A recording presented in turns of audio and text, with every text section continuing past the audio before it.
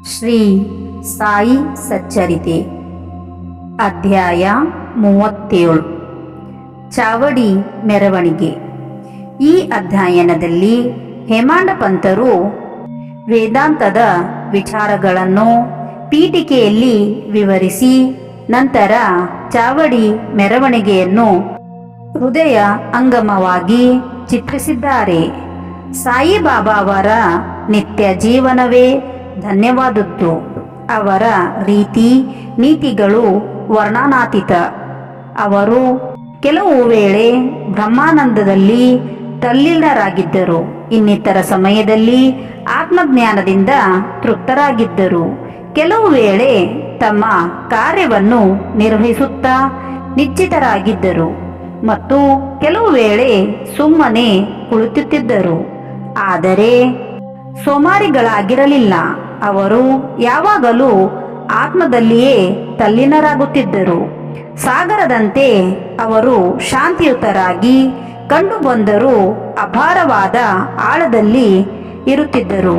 ಬಾಬಾ ಅವರ ರೀತಿಯನ್ನು ವರ್ಣಿಸಲು ಯಾರಿಗೆ ಸಾಧ್ಯ? ಪುರುಷನನ್ನು ಸಹೋದರನಂತೆಯೂ ಹೆಂಗಸರನ್ನು ತಾಯಿ ತಂಗಿಯರಂತೆಯೂ ಕಾಣುತ್ತಿದ್ದರು. ಅವರು ಶುದ್ಧ ಬ್ರಹ್ಮಚಾರಿಗಳಾಗಿದ್ದರು. ಅವರೊಡನೆ ಕಾಲ ಕಳೆದಾಗ ನಮಗೆ ಲಭಿಸಿದ ಜ್ಞಾನವು ಚಿರಾಯುವಾಗಲಿ. ಸದಾ ಭಕ್ತಿ ಶ್ರದ್ಧೆಗಳಿಂದ ಅವರ ಪಾದ ಸೇವೆಯನ್ನು ಮಾಡೋಣ. ಚರಾಚರಗಳಲ್ಲಿಯೂ ಅವರನ್ನು ಕಂಡು ಅವರನ್ನು ನಾವು ಪ್ರೀತಿಸೋಣ. ಅವಿಸ್ಮರಣೀಯ ದೃಶ್ಯ. ಬಾಬಾ ಮಲಗುವ ರೀತಿಯನ್ನು ಈಗಾಗಲೇ ವಿವರಿಸಿದ್ದೇನೆ. ಅವರು ಒಂದು ದಿನ ಮಸೀದಿಯಲ್ಲಿಯೂ ಮತ್ತೊಂದು ದಿನ ಚಾವಡಿಯಲ್ಲಿಯೂ ಮಲಗುತ್ತಿದ್ದರು. ಈ ಥರದ ವಾಡಿಕೆ ಅವರ ಮಹಾ ಸಮಾಧಿಯ ತನಕವೂ ಜರುಗಿತ್ತು. 1909 ಡಿಸೆಂಬರ್ 10ನೇ ತಾರೀಕಿನಿಂದ ಭಕ್ತರು ಬಾಬಾ ಅವರನ್ನು ಚಾವಡಿಯಲ್ಲಿ ನುಜಿಸತೊಡಗಿದರು. ಅವರ ದಯೆಯಿಂದ ಅದನ್ನು ಇಲ್ಲಿ ವರ್ಣಿಸಿದ್ದೇನೆ.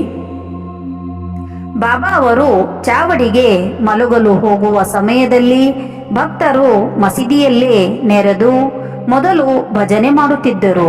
ಅವರ ಹಿಂದೆ ಒಂದು ಸಣ್ಣ ರಥವು ಬಲಭಾಗದಲ್ಲಿ, ಬಾಬಾ ಅವರ ಮುಂದೆ ತುಳಸಿ, ಬೃಂದಾವನವು ಇವುಗಳ ಮಧ್ಯೆ ಭಜನೆ ಮಾಡುವಾಗ ಭಕ್ತ ಕೋಟಿಯು ಕಂಗೊಳಿಸುತ್ತಿತ್ತು.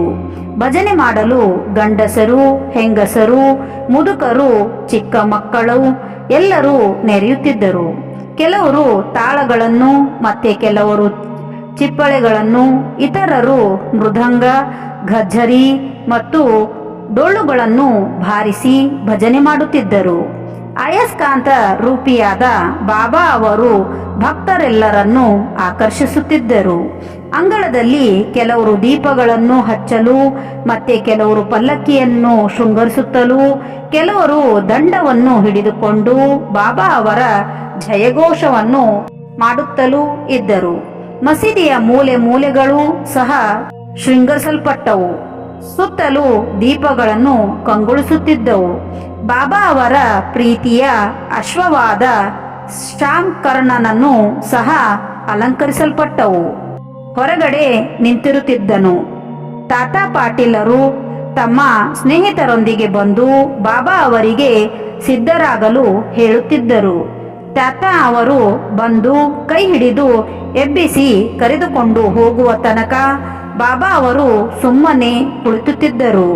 ತಾತ್ಯ ಬಾಬಾ ಅವರನ್ನು ಮಾಮಾ ಎಂದು ಕರೆಯುತ್ತಿದ್ದರು.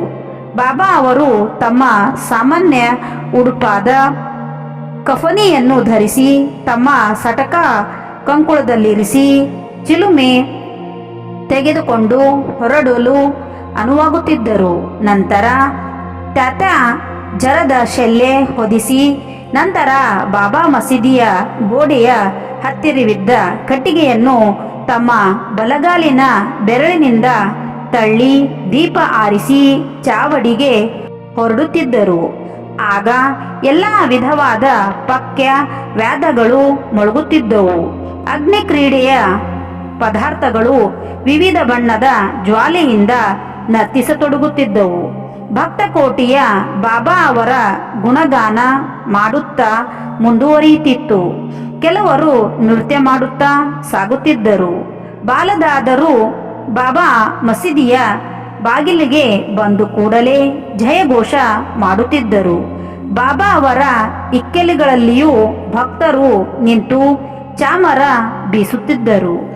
ದಾರಿಯುದ್ದಕ್ಕೂ ಬಟ್ಟೆ ಹಾಸುತ್ತಿದ್ದರು. ಅದರ ಮೇಲೆ ಬಾಬಾ ಅವರು ನಿಧಾನವಾಗಿ ಹೆಜ್ಜೆ ಇಡುತ್ತಾ ಮುಂದುವರಿಯುತ್ತಿದ್ದರು. ತಾತ ಪಾಟೀಲ್ ಬಾಬಾ ಅವರ ಬಲಗೈಯನ್ನು, ಮಾಳಾ ಅವರ ಎಡಗೈಯನ್ನು ಹಿಡಿದುಕೊಂಡು ಹೋಗುತ್ತಿದ್ದರು. ಬಾಪು ಸಾಹೇಬ್ ಜೋಗ್ ಅವರು ಅವರ ಹಿಂದೆ ಶ್ವೇತ ಛತ್ರವನ್ನು ಹಿಡಿದುಕೊಂಡು ಬರುತ್ತಿದ್ದರು. ಈ ರೀತಿ ವೈಭವಯುತರಾಗಿ ಬಾಬಾ ಚಾವಡಿಗೆ ಸಾಗುತ್ತಿದ್ದರು. ಶೃಂಗರಿಸಲ್ಪಟ್ಟ ಶ್ಯಾಮ್ ಕರ್ಣನು ಬಾಬಾ ಅವರಿಗೆ ದಾರಿಯನ್ನು ತೋರಿಸುತ್ತಾ ಸಾಗುತ್ತಿದ್ದನು. ಬಾಬಾ ಅವರ ಹಿಂದೆ ಗಾಯಕರು ಮೊದಲಾದವರು ಹಿಂಬಾಲಿಸುತ್ತಿದ್ದರು. ಸಂಗೀತಕ್ಕೆ ಸರಿಯಾಗಿ ಹೊಂದುವಂತೆ ಹರಿನಾಮವು ನಮೋ ಮಂಡಲವನ್ನೆಲ್ಲ ಪಸರಿಸುತ್ತಿತ್ತು. ಅಂತೆಯೇ ಬಾಬಾ ಅವರು ನಾಮವೂ ಸಹ ಪಸರಿಸುತ್ತಿತ್ತು. ಈ ರೀತಿ ಮೆರವಣಿಗೆ ಚಾವಡಿಯ ಮೂಲೆಗೆ ಬಂದಾಗ ಭಕ್ತಕೋಟಿಯು ಸಂತಸದಿಂದ ನಲಿಯುತ್ತಿತ್ತು. ಆಗ ಬಾಬಾ ಅವರು ಚಾವಡಿ ಎದುರಿನಲ್ಲಿ ನಿಂತು ಅಪೂರ್ವವಾದ ಕಾಂತಿಯಿಂದ ಕಂಗೊಳಿಸುತ್ತಿತ್ತು. ಬಾಬಾ ಅವರ ವಂದನಾ ಅರವಿಂದವು ಅರುಣೋದಯದ ರವಿಗೆ ಹಾಗೆ ಪ್ರಕಾಶಮಾನವಾಗಿರುತ್ತಿತ್ತು. ಅವರು ನಿಚ್ಚಲ ಚಿತ್ತರಾಗಿ ಉತ್ತರಾಭಿಮುಖವಾಗಿ ಚಾವಡಿಯ ಎದುರಿಗೆ ಯಾರನ್ನು ಕರೆಯುತ್ತಿರುವಂತೆ ನಿಂತಿರುತ್ತಿದ್ದರು. ವ್ಯಾದ ಘೋಷಗಳನ್ನು ನಡೆದಾಗ ಬಾಬಾ ಅವರು ಆಗಾಗ್ಗೆ ತಾಳ ಹಾಕುತ್ತಿದ್ದರು. ಆ ಸಮಯಕ್ಕೆ ಸರಿಯಾಗಿ ಕಾಕಾ ಸಾಹೇಬರ ದೀಕ್ಷಿತರು ಬೆಳ್ಳಿಯ ತಟ್ಟೆಯಲ್ಲಿ ಹೂಗಳನ್ನು ತಂದು ಆಗಾಗ್ಗೆ ಬಾಬಾ ಅವರ ಮೈ ಮೇಲೆ ಚೆಲ್ಲುತ್ತಿದ್ದರು. ಆಗ ಬಾಬಾ ಅವರು ಅಪೂರ್ವ ಶೋಭೆಯನ್ನು ನೋಡಿ ಭಕ್ತ ಜನರು ಮನ ದಣಿಯುವಂತೆ ಆನಂದಿಸುತ್ತಿದ್ದರು. ಬಣ್ಣಿಸಲು ಪದಗಳ ಅಭಾವೇನೋ ಎಂಬುವಂತಿತ್ತು. ಆ ವೈಭವದ ಪರಮಾವಧಿ ತಾತ ಪಾಟೀಲರು ದೀಪಗಳನ್ನು ಹಿಡಿದುಕೊಂಡು ಬಾಬಾ ಅವರ ಬಲೆಗಡೆಗೂ, ಮಾಳಾಸಾಪತಿಯವರು ಅವರ ಶಲ್ಯದ ಅಂಚನ್ನು ಹಿಡಿದುಕೊಂಡು ಬಾಬಾ ಅವರ ಎಡಗಡೆಗೂ ಬರುತ್ತಿದ್ದರು. ಬಾಬಾ ಅವರು ನಿಧಾನವಾಗಿ ಹೆಜ್ಜೆ ಇಡುತ್ತಾ ಚಾವಡಿ ಸೇರುತ್ತಿದ್ದರು. ಈ ದೃಶ್ಯ ಈಗಿಲ್ಲ, ಪುನಃ ನೋಡಲಾರೆವು. ಆದರೆ ಅದನ್ನು ಮನಸ್ಸಿನಲ್ಲಿ ರೂಪಿಸಿಕೊಂಡು ತೃಪ್ತಿ ಪಡೆಯಬಹುದು. ಚಾವಡಿಯು ಸಹ ಶೃಂಗರಿಸಲ್ಪಡುತ್ತಿತ್ತು. ಚಾವಡಿಯನ್ನು ತಲುಪುತ್ತಲೇ ತಾತ ಅವರು ಬಾಬಾ ಅವರ ಆಸನವನ್ನು ಸಜ್ಜುಗೊಳಿಸುತ್ತಿದ್ದರು. ಅವರಿಗೆ ನಿಲುವಂಗಿಯನ್ನು ತೊಡಿಸುತ್ತಿದ್ದರು. ನಂತರ ಇತರ ಭಕ್ತರನ್ನು ಅವರವರ ಮನ ಬಂದಂತೆ ಬಾಬಾ ಅವರನ್ನು ಪೂಜಿಸತೊಡಗಿದರು. ಕೆಲವರು ಬಾಬಾ ಅವರಿಗೆ ಕಿರೀಟ ಧಾರಣೆ ಮಾಡುತ್ತಿದ್ದರು. ಕೆಲವರು ಹಾರ ರಾಯಿಗಳನ್ನು ಅರ್ಪಿಸುತ್ತಿದ್ದರು. ಕೆಲವರು ಆಭರಣಗಳನ್ನು ತೊಡಿಸುತ್ತಿದ್ದರು. ಕೆಲವರು ಹಣೆಗೆ ನಾಮ ಹಚ್ಚುತ್ತಿದ್ದರು. ಕೆಲವರು ಆಗಾಗ್ಗೆ ವಿಧ ವಿಧವಾದ ಉಪ್ಪುಗಳನ್ನು ಸುತ್ತುತ್ತಿದ್ದರು. ಈ ಎಲ್ಲ ಶೃಂಗಾರದಿಂದ ಬಾಬಾ ಅದ್ವಿತೀಯ ಶೋಭೆಯಿಂದ ಪ್ರಕಾಶಿಸುತ್ತಿದ್ದರು. ನಾನಾ ಸಾಹೇಬ್ ನಿಮೋಣ್ಕರ್ ಅವರು ಶ್ವೇತಛತ್ರಿಯನ್ನು ಅವರ ತಲೆಯ ಮೇಲೆ ಹಿಡಿದು ತಿರುಗುತ್ತಿದ್ದರು.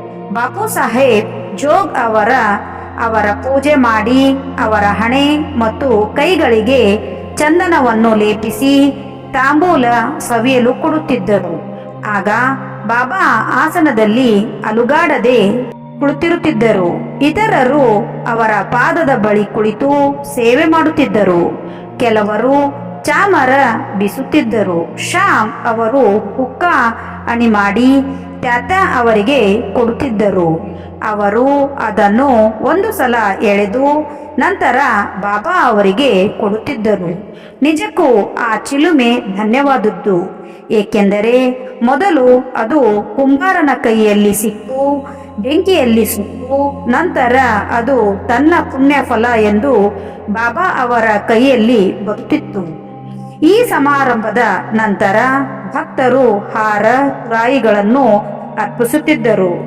ಷಡ್ಗುಣ ಪರಿಪೂರ್ಣರು ವಿತರರಾಗರು ಮೋಹದಿಂದ ಮುಕ್ತರೂ ಆದ ಬಾಬಾ ಅವರಿಗೆ ಇವುಗಳಲ್ಲಿ ಆಸಕ್ತಿ ಇರಲಿಲ್ಲ.